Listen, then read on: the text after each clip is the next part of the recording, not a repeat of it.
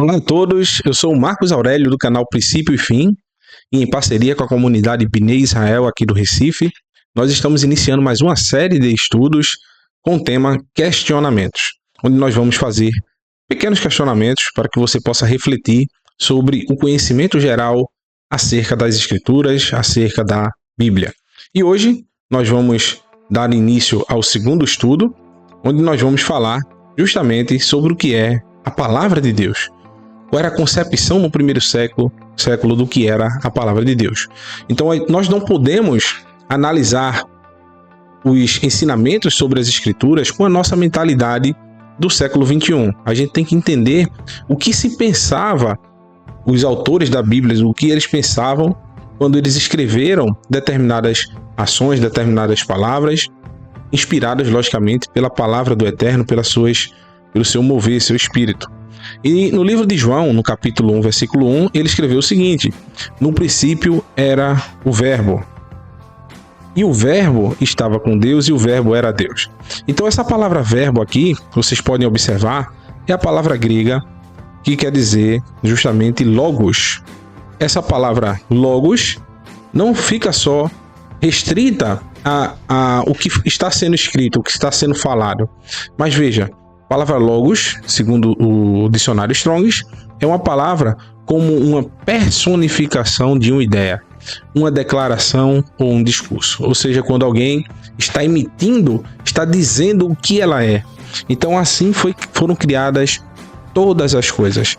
Então muito se atribui que o próprio Mestre Yeshua estaria na criação de todas as coisas. Então não seria necessário isso, porque a partir do momento que ele está vivenciando aquilo que foi escrito pelo Eterno, os 5 primeiros livros da Bíblia são o Eterno, Deus falando com os homens, por isso é um sinônimo de palavra a o pronunciamento do Eterno. Tanto que quando ele fala suas 10 palavras e escreve com a mão e entrega a Moisés, está escrito Aseret Hadevarim, são os 10 pronunciamentos do Eterno, pois aquilo é o Eterno, aquelas palavras são o próprio Eterno.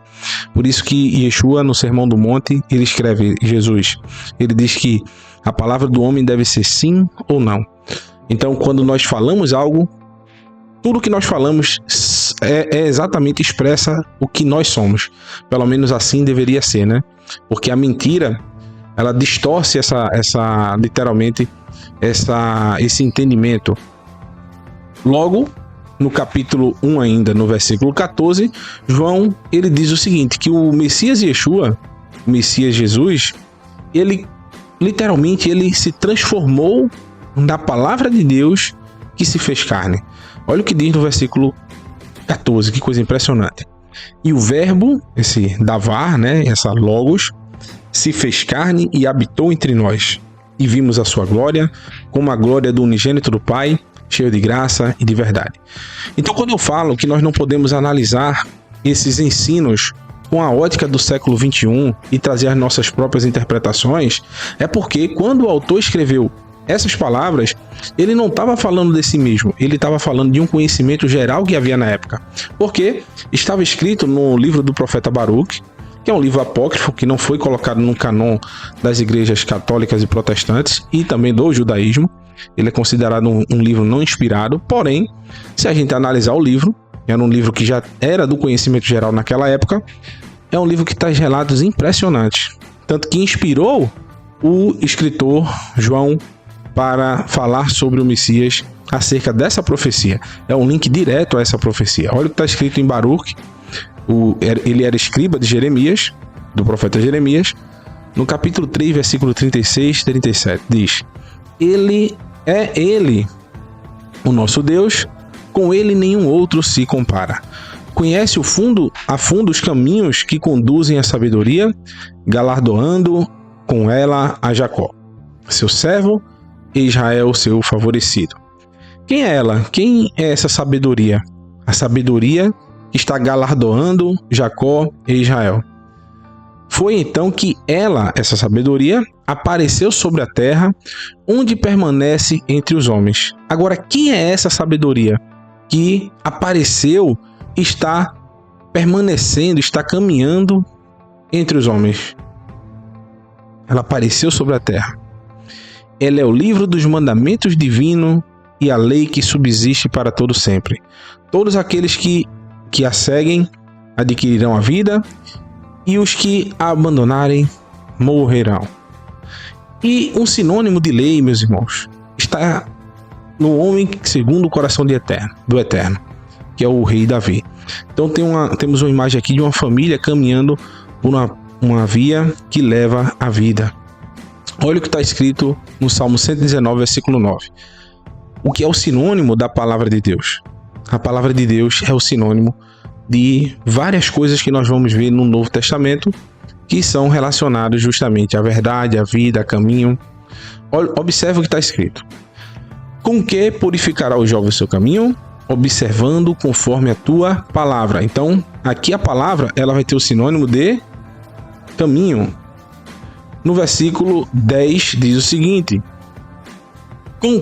com todo o meu coração te busquei, não me deixe desviar dos teus mandamentos. Então, se desviar dos mandamentos é se desviar do caminho, e o caminho é a palavra. Escondi a tua palavra no meu coração para não pecar contra ti.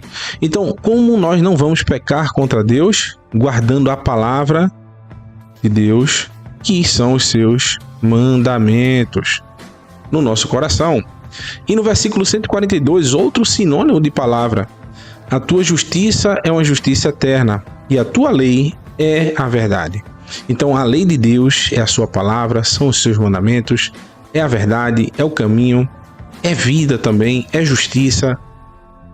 Então, se o homem quer andar com o seu caminho purificado, ele deve andar nos mandamentos de Deus. Por isso que Yeshua, Jesus, no livro de João, no capítulo 17, versículo 17, diz o seguinte: santifica-os na tua verdade, a tua palavra é a verdade. Por fim, meus irmãos, se a gente quer saber como não transgredir, não viver fora dos caminhos de Deus, também no Novo Testamento, 1 João capítulo 3, versículo 4, diz: qualquer que pratica o pecado também transgride a lei, porque o pecado é a transgressão da lei. Logo, se nós não queremos viver em apostasia, longe dos caminhos do Eterno, e queremos andar em toda a sua verdade, que é o sinônimo da sua Torá, dos pronunciamentos, das palavras que ele entregou desde o Monte Sinai para o seu povo, nós devemos andar conforme o nosso mestre ensinou, pois ele foi a personificação da palavra de Deus. Um abraço, até a próxima. Shalom, shalom.